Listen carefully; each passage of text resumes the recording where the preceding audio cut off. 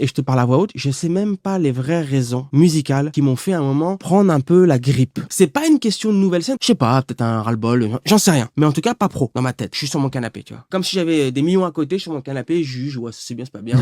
Je me retrouve donc avec une espèce de réaction un peu épidermique sur la scène en disant tous ces gens-là ils connaissent rien, ils jouent pas de la merde, ils jouent un truc qui est limite sacrilège, tu vois, sacrilège. Et donc je me retire. Et en me retirant, je me retire vraiment, je vais vers des trucs qui sont soi-disant plus pointus. Tu vas plus vers house, mais tu vas vers la house. plus house parce que j'ai un background house, mais plus house, plus pointu. Il ralentit son BPM alors très très spécial. Ouais, ça dure pas longtemps finalement. 2010. Donc ça arrive vraiment son apogée. Tu sais c'est quand on a l'apogée? La césure avec Sean, c'est Awakenings. Je sais, j'allais pas en parler, oui. Non mais on va pas parler de ce qui s'est passé, mais césure. Lui, il va vraiment sur un truc beaucoup plus large en termes de dimension, de salle, de son. Quand je dis plus large, c'est pas mainstream, hein, le son en lui-même, c'est beaucoup plus gros. Ouais, mélodie, où il y a un côté trans qui arrivait. Bien sûr, bien sûr. Et je me souviens, FX était, en fait, on était dans une petite agence très proche de notre bookeuse de l'époque. Et FX avait avec cette petite frustration, enfin, pas il aimait pas ce son. C'est difficile à exprimer, j'arrive même pas. C'est pas. Non, mais il pensait avoir le